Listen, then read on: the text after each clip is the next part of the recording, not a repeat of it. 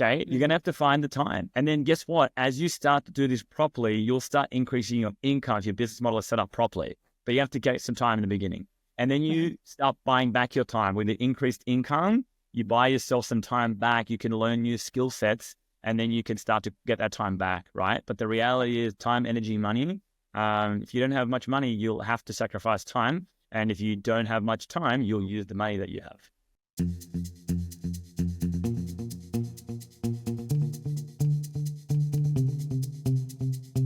Hello, and welcome to Build Your Remarkable Practice podcast. This podcast is dedicated to chiropractors who are in the seasons of launching and building their practice. Join myself, Dr. Lona, and my co-host, Dr. Bobby, as we have conversations each week as it relates to building the practice of your dreams. And remember, you can have a remarkable practice as part of a remarkable life, not instead of one. We're here to lead you on the way. Welcome back to the Build Your Remarkable Practice podcast with the amazing Dr. Lona Cook and myself, Dr. Bobby Lajasovic, where today we're going to go head deep into planning your marketing calendar. Right now, we're in the year of 2025, but quite frankly, you can do this whenever you're listening to this, right? But planning out your marketing calendar and setting yourself up for new patient and for new business success this year. Lona, I'm going to let you kick off with this one. So we're going to get straight into this, guys, this year. Tell me, I'd love to learn more about, all right, marketing calendars. What are they? How do you plan them? Give me maybe your story about marketing calendar. I know in the beginning you shared with me that you used to get a little bit more, fly by the seat of your pants, or a little bit more like, well, let's kind of see what's happening. And then you learned the value of a marketing calendar, but then you had other challenges. And I think your journey actually speaks into a lot of our journeys. So why don't you take us through, first of all, your journey around marketing and how to kind of nail this new patient pillar inside of your businesses? Sounds great. All right. So when I opened the first practice, I knew I had to market, right? But I didn't really have a lot of strategy. So my strategy was meet everybody and go out and if I wasn't seeing patients in the office, I was out in the community. But I didn't have a plan per se. And it wasn't till a lot of years later that I got more strategic about how we were marketing. So like many of you, as you probably found some things that worked well. So for me, it was speaking as well as just taking people out to coffee or stopping in places and meeting places, like really just building my network was really how the original practice started to grow. And then by doing talks, it wasn't until I had more doctors and I realized I don't think just referrals is going to be the method that we can count on forever. It wasn't until that point that I realized I've heard a lot of people talking about a 12-month marketing calendar, but that sounds like a lot of work. And I don't know if we're actually going to execute on it. It took me some years of just first getting better at having even a monthly rhythm to some of the things we were doing, as well as starting to think about quarterly. So if you're like me and you feel like your marketing takes a backseat, maybe because you have adequate referrals happening, or maybe because you just haven't gotten organized, I want to teach you a trick. If you're not going to get your, butt to think of it ahead of time, at least this year, save everything you do on a 12-month calendar and keep good notes so that you will build your calendar over the course of the next 12 months, right? And that's from everything that you're doing online to in person to internally. Keep a rhythm and a record of those things so that you can then go back and say, this was great, I want to repeat it, or we should do that again at this time of the year, or maybe we should scrap this, it was a bomb, we didn't do well with it. That's how you're going to build it if you don't have it already set out. Hey, I'm so glad that you brought that up. People often say to me, oh, Bobby, it's easy for you. And they see me as this, marketing guru or whatever it is, marketing expert. That way too. Yeah. Thanks, Lona. But let me tell you this, it did not start that way. I don't have some special gift, right? Or I just learned how to market overnight. No. My first probably 18 months in practice were horrible. Someone gave me advice around the way you build your practice is just sit around, and after a while, people will find you. So just try and occupy yourself in your downtime. Okay. So I'm glad that you wrote that down because success leaves clues. And let me tell you one of the things that I did do. I remember, and this is completely by chance, I think, although nothing happens by chance, really. I had this green, oh my goodness, watch this. Hang on. If you're watching this, it's right here in front of me. I had Bobby's green books. I call this this thing is old. Look at it. I feel this thing is old. It's dusty. The elastic on it is gone. But here's one of the things that I did. I'm opening the pages of it now. I wrote down what I was doing at the times, right? Because I was like, you know what? Success leaves clues, and I'm actually going to forget what I'm doing, right? And I'm going to forget what's not working, what's working.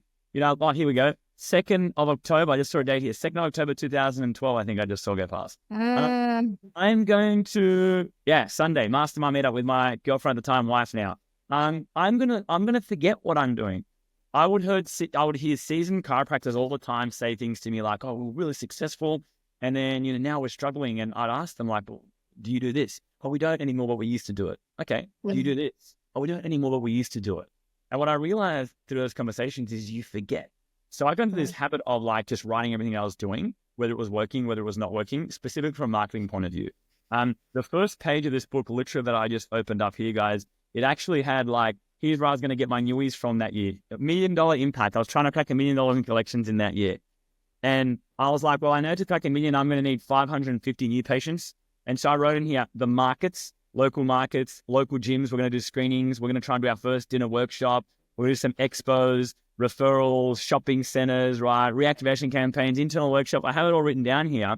So I was like, I'm going to try this stuff. And I'm going to write down what I'm doing, what I'm learning, what the failures are, what the successes were. And eventually I told my wife, this is Bobby's green book. That's why it's in his green diary. I love that. I'm so glad that you brought that up, because I would write down everything that I'm doing, what's working, what's not working. And I was collecting data. That's what I didn't realize. And that data later became so critical because it showed me, where did I have missing skill sets? Because at the end of the day, that's what it is, guys. If you're struggling with anything, it's simply because you do not yet have a refined skill set in that area. That's it. But just like if you can't throw a tennis ball with your left hand like me and you look completely uncoordinated, if I started throwing a tennis ball with my left hand every single day and just did repetitions, focused training, I got coached on it, I got trained, I got feedback on it, I stayed in 100% belief, eventually I'd become pretty good with throwing with my left hand. So I'm so glad that you brought that up, because that's exactly what it is, documenting actually what it is that you're doing, what are your learnings during that process. Yes, I love that. And I love that you had that right there. And fun fact, the book I wrote for young chiropractors about 10 years ago on opening your first practice was me just going through my planner for 2 years of how did I get open, what did I do, how did I talk to my team, and putting that together. So I agree with you. If the notes are for you, and then if you do a good job, you share them with someone else, right? Like, it's great. Yep. You nailed it. So step one, question number one you should ask yourself is, do you have a marketing calendar? As you can see, Lona didn't used to have one. I didn't used to have one, guys, but successfully as clues, we both have a marketing calendar now. All right. Yeah. Step two, what was the second challenge that you faced, Lona? Okay, so you started kind of like, getting some marketing happening. You started kind of getting 1 month in advance, 2 months in advance, but then you shared previously that there was another challenge that you'd have. What was the second challenge that you ran into? I think you're alluding to where I realized, as we had multiple doctors, we weren't going to just rely on organic referrals for new patients. Is that what you were talking about? Yes. Yeah. Yeah. I mean, you tell me. Absolutely. Well, that's one that really stands out as we started to scale, is that I, like you said, like we start to change as we get busier and busier. We might have a lot of time to go out and pound the pavement and meet people and, sync up at different community events and different things like that. And then there's usually a part in our season of build where now we've focused on more internal referrals and internal processes, which is awesome. And most of us can't wait to get to that part of practice. And like many of us anyways, we also get to a point where maybe then it's almost like we're a little bit of a fat cat in marketing. We're like, oh, we've got a lot of referrals happening and maybe I don't need to market anymore. And we almost like pride ourselves on like, I haven't spent any money on marketing. And the problem with that is then when you go to scale, it's like, oh, shoot, now we've got multiple doctors and we've got to like refigure out how to do this thing to create more leads coming in. But we haven't been doing that for a while. We've only been relying on our table talk and maybe a process-driven referral campaign or two, but that even might not be well leveraged. So for me, that was a exposure, was that, we had become fat cats and didn't have a marketing budget and hadn't really thought about marketing. And then as I joined TRP, I realized like, wow, there is, and so many ways that we could be talking to people in our community that we're not. And, being way more strategic about some of the other models of marketing, even though my time maybe isn't as available as it once was. We can hire other people to market for us or hire a digital company, and that could make building our practice that much faster and streamlined by using other ways to bring people into the practice. Yeah, see, that's really interesting because that's where my mindset from day one differed. I was always from day one looking at it as like internal referrals are great, but why not do both? You know, there was that an old El Paso ad that used to run here in Australia, which is like, what's better, soft shell tacos or hard shell tacos, right? And then this little girl pops up and was like, why not do both? And it's like, and then everyone celebrates her. You have that commercial there, like, what a genius idea, you know? So I thought to myself, great, why not do both? Why not learn to get these external sources of people coming in? My journey in marketing was the first skill set that I wanted to learn was screenings. So in the first couple of years, you know what I did? I booked myself solid with screenings literally every weekend. We were screening everywhere, and then on the back of that, we started to expand our team. So there was more people that would be helping with screenings. We'd train CAs that could screen. We trained DCs that could screen. Then eventually that grew and evolved into like a full-time screening position where people that screen for the office, you start to buy back your time and delegate off to other people. So screening was definitely the first skill set that really taught me how to communicate chiropractic, get in front of people. Then the second skill set that I learned, it was in this order, was speaking, public speaking. I got pretty good at screening and pretty predictable at bringing you in. You put me in front of crowds of people, I knew the formula that I'd use, that I would roughly get about 40 to 50% of people that I would speak to at a screening, I'd get them in as a newie. So speak to 10 people, I'd book 5 newies, for example. Then I learned, well, 1-to-1 is very similar to 1-to-many, let's just tweak and alter some things. So I started to go head down, bum up, we're learning 1-to-many, public speaking. Did my first internal workshops, did my first external and dinner workshops. I'll never forget the first time that I think I closed like 30 people in a 40-minute talk at a dinner workshop. And I was like, wow, I just did 45 minutes of work and 30 newies. I would have to screen probably like 3 days to sign up 30 newies, depending on the event that I was doing. So I really kind of then learned and committed to learning the skill set of speaking. And then the third skill set more recently that I committed to was digital social media. I, like many of you guys, had the challenge of agency after agency, 5, 6, 7 agencies later, same outcomes, same results, same getting burnt, same getting scarred, same kind of like, this doesn't work. But then I committed to like, well, no, hang on, because I speak to people that they're nailing it. This does work. So then I went bum down, head down, bum up, into like understanding, the wrong way around again, Lona, right? Head down and up. Yeah, not the other way around, not bum down, sitting down, doing nothing. The other way around, understanding digital, understanding things like hooks. How do you create a hook in a video? How do you retain someone's attention? How do you do an offer and a call to action at the end? And then I started to just create content every single week and start testing that as paid ads, and then just started to wait to see which was the paid ad that was going to hit. And then the one that would hit, I'd start scaling it. And then that just turned into a system where we're just continually creating content, scaling the stuff that's working, shutting off the stuff that's a dud. That's right, I have duds.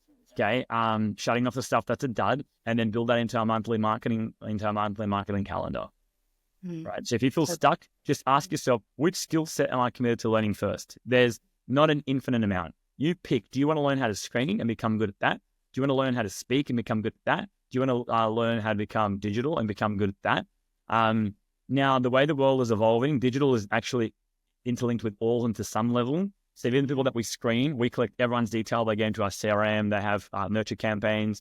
Our talks, the way that we fill our talks, a large part of that is digital. So the reality is, pick the order. And if you're not sure which order to start in, hey, reach out to us, guys, add us on our socials, and shoot a message. But that's the order that I did in terms of mastering the skill sets of different marketing pillars. So good. And to the listeners who are like, well, my budget is minimal, right? Like I'm starting and building my practice. I don't have a lot of income, right? There's a lot of things like screening and like giving talks and taking people out for coffee and making sure your network is being built every week that don't cost a lot of money either. So just keep in mind, like a lot of these things, especially with how many podcasts and whatnot are out there, you can be learning how to market at little to no. Those same people that don't have much money, Lona, you know what they have a lot of? Time.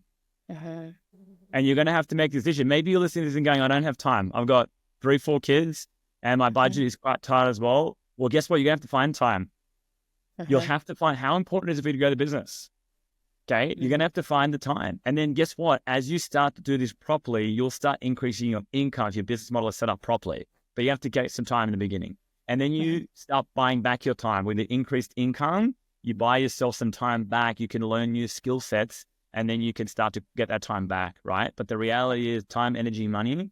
If you don't have much money, you'll have to sacrifice time. And if you don't have much time, you'll use the money that you have. So good. And if you're coming to the Tampa immersion coming up in January here, or any of our immersions, depending on when you listen to this, check out the digital marketing that we have there. Those are all companies that have been vetted. And I know I use one of them and they do a great job for us. So again, using your money to buy someone else's expertise and time to execute on some of this. Yep, absolutely. So guys, this episode, we wanted purposely to make it short and sweet for you guys so that you can not get bogged down in detail, but actually get bogged down in the implementation.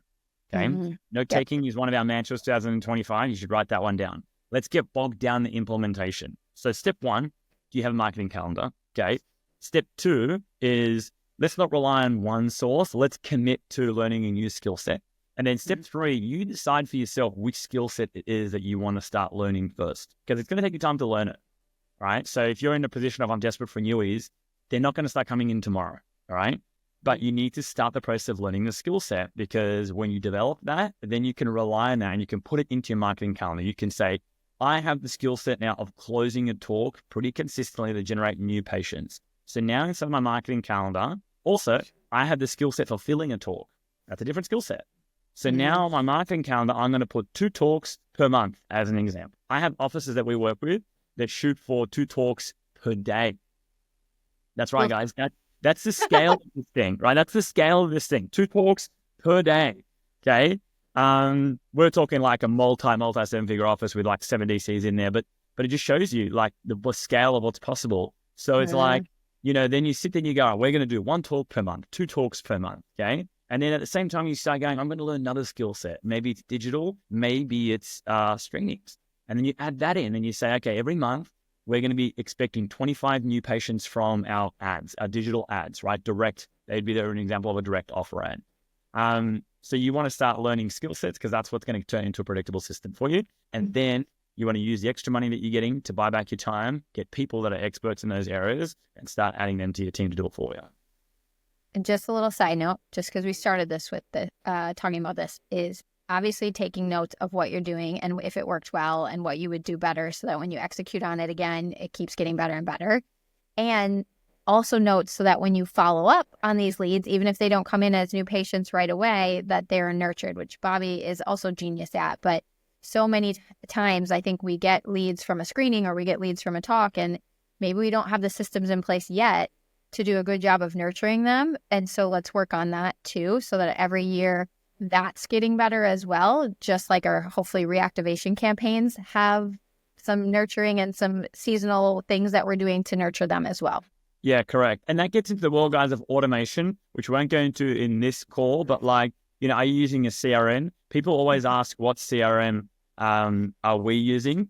There's different CRMs out there. I won't get in detail now, but here's what I will do. And here's what I'll offer for you guys. I probably think that you'd find it useful. I actually have a photo of one of my original marketing calendars. Would you find that useful to see that, Lona? Yes, let's see it. Okay, I'm going to send it to Lona. I've got a picture that was taken of one of our old marketing calendars. It was like pen and paper written down, but you can actually see like January, February, March, like what's mapped out, where are the talks, where are the screenings, like the different highlights. At the time, one of my team was running it, I think, already. So I've got that. I'm going to send that photo over to Lona and the CRM that we use. Guys, if you want that photo, here's what I need you to do. Add us on our socials. So add Dr. Lona and myself on Instagram. Find our Instagram handles. Untitled Chapter is for me. Lona will be Lona Cook, I'm assuming, Lona? You got it. Great. I think it's Cook Lona DC, but yes. All right.